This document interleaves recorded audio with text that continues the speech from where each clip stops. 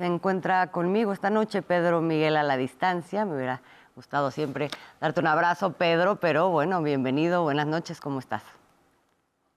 Querida Azul, ahí vamos. Ahí vamos, ahí ¿Qué tal de vamos. la tormenta? Pedro, pues a ver, hay una indignación mundial legítima que también se da en México, pero quiero irme por partes. Ahí también se está dando un fenómeno que me parece a mí que es de llamar la atención, que es de pronto estas cosas donde ciertos extremos se tocan, ¿no? Se tocan las manos, una izquierda que pues está, como decimos, indignada, que siempre ha estado pendiente del tema de Gaza y ahora está incluso llegando al punto de pedir pues, que se rompan relaciones con Israel, pero esta izquierda se toca con partidos de oposición, personajes que nunca han hablado de este tema y de pronto ahora se está pidiendo lo mismo y se acusa de pronto al gobierno mexicano pues de ser tibio frente a esta situación.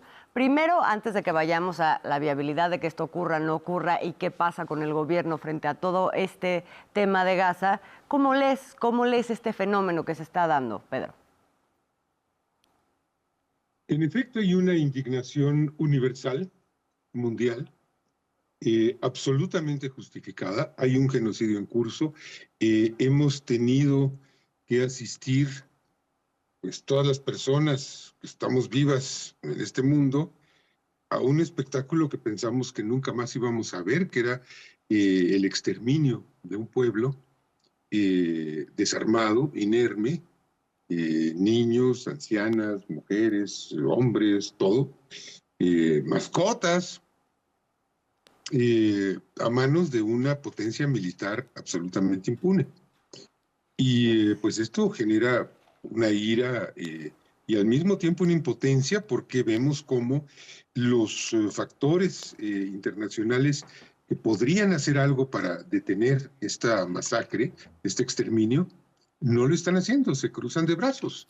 Y hablo concretamente de Estados Unidos y de la Unión Europea, que son pues la Unión Europea, el Reino Unido, Francia, Alemania, pues son los instigadores de todo esto. Hay que decir que el exterminio y el genocidio no empiezan en 2023, no empiezan en octubre del Es correcto. 2023, sino en mayo de 1948.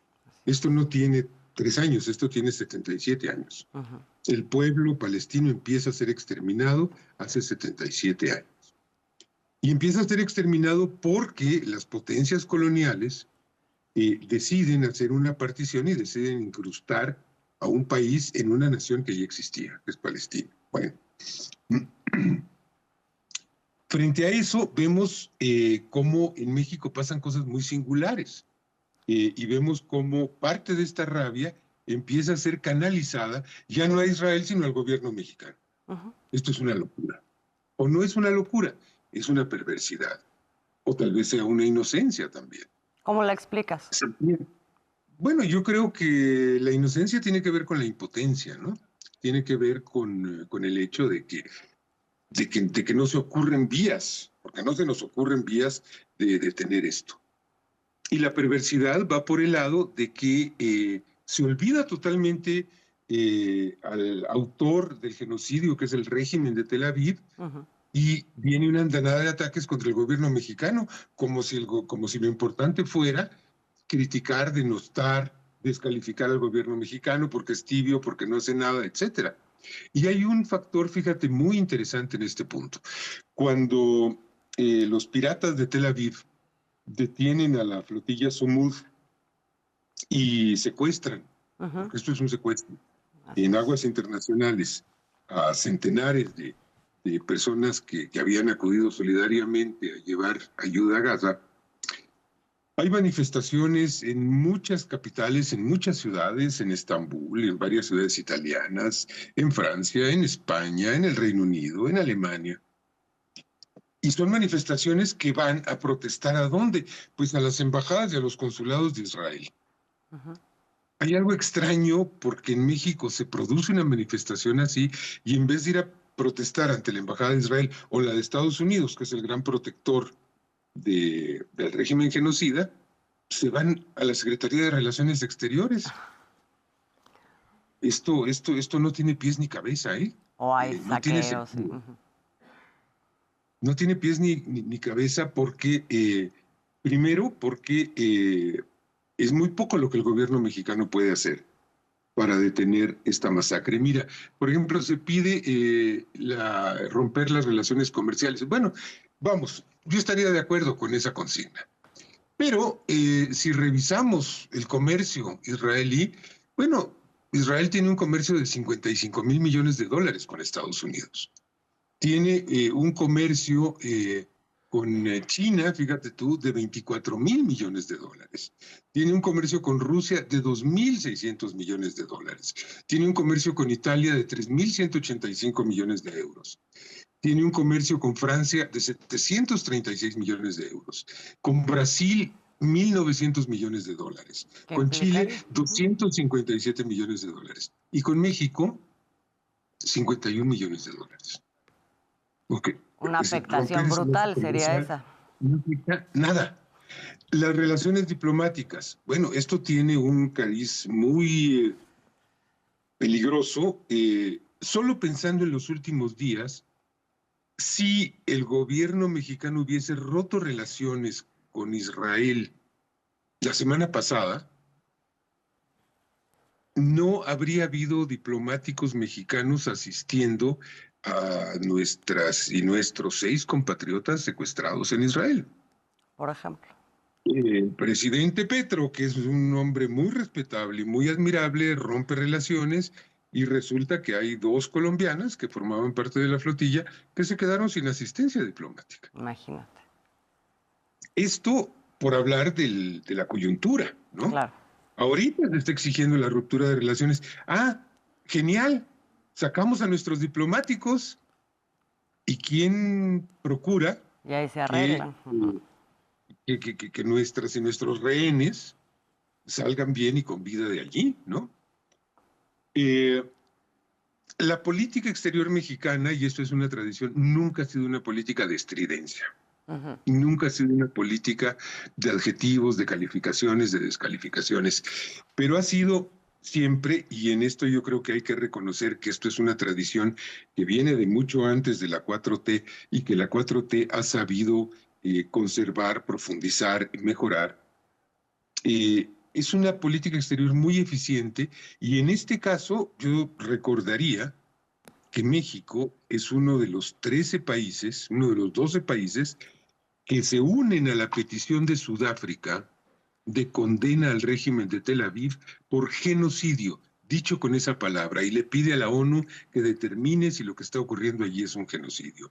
Y a partir de allí, cuando la ONU determina que esto es un genocidio, cambia la circunstancia internacional y empieza un proceso muy lento para todos los que deseamos que pare la muerte, un proceso muy lento pero muy eficaz de aislamiento al régimen de Israel.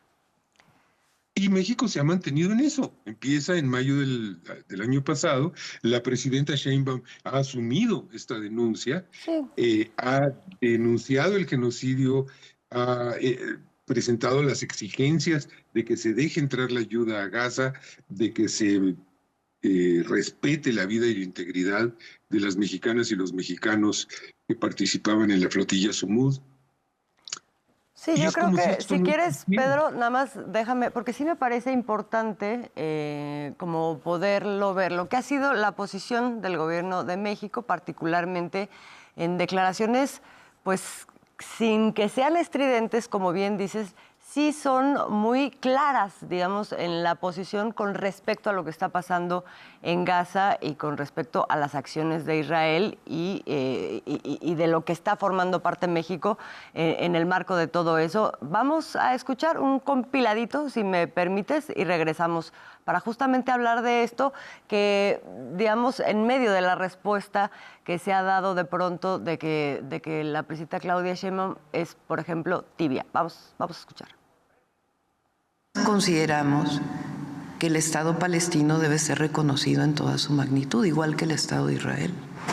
Esa ha sido la posición de México desde hace muchos años.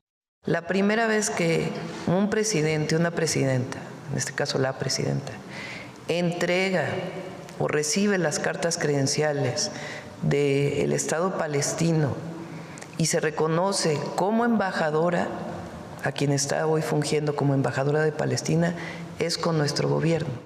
Lo segundo es que nosotros hemos acompañado desde el presidente López Obrador y ahora todas las denuncias que se presentaron junto con el gobierno de Chile por la situación que está viviendo Gaza.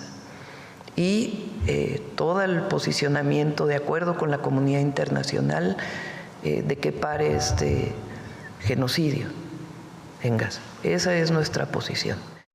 Tienen que entregarlos de inmediato, porque no cometieron ningún delito, más que el solo hecho de llevar ayuda humanitaria a Gaza. Y obviamente pues no estamos de acuerdo con esto que hizo el Estado de Israel. La ayuda humanitaria tiene que llegar a Gaza. Ahí está. Y sin embargo, toda esta parte de la historia pareciera no existir. Exacto. Para quienes están convencidos de que el gobierno de Claudia Sheinbaum podría, no sé por qué acto de magia, detener el genocidio en curso en Gaza. Bueno, yo he visto comentarios de gente que dice, ¿por qué no mandamos tropas? ¿No? ¿Por qué no mandamos a la Marina al Mediterráneo? ¿No? Hasta comentarios muy perversos de gente que atribuye esta supuesta actitud tibia y supuestamente ambigua del gobierno mexicano al hecho de que la presidenta Sheinbaum tenía un origen judío. Es decir, bueno, es que hay mucha demencia y hay mucha toxicidad y el problema de esto es que impide el entendimiento de las cosas. Yo creo que es importante tomar conciencia de que el gobierno de México, presidido por la presidenta Sheinbaum, está haciendo lo que le corresponde de acuerdo con el interés nacional, de acuerdo con las leyes humanitarias, de acuerdo con las reglas básicas de la empatía humana, de acuerdo con la Constitución, de acuerdo con la doctrina Estrada. Hay una tremenda coherencia en lo que se está haciendo. Sí, con el entendimiento además de que no es lo mismo ser simplemente una persona que tiene una opinión sobre este tema que ser un jefe de Estado, una jefa de Estado, ¿no? O sea, cuando se habla del interés nacional, pues se habla de toda la población y, o sea, eso tiene muchísimos ángulos, querido Pedro. Pues creo que es claro que qué buena conversación nos aventamos. Me da muchísimo gusto poder platicar contigo después de tanto tiempo y espero que pronto regreses a este espacio. Pero me invitas y voy a estar ahí presencialmente, querido. Ay, no, bueno, yo feliz de darte aquí la bienvenida y otro abrazo. Querido, un beso, que tengas linda noche. Muchos para ti y para quienes nos están viendo.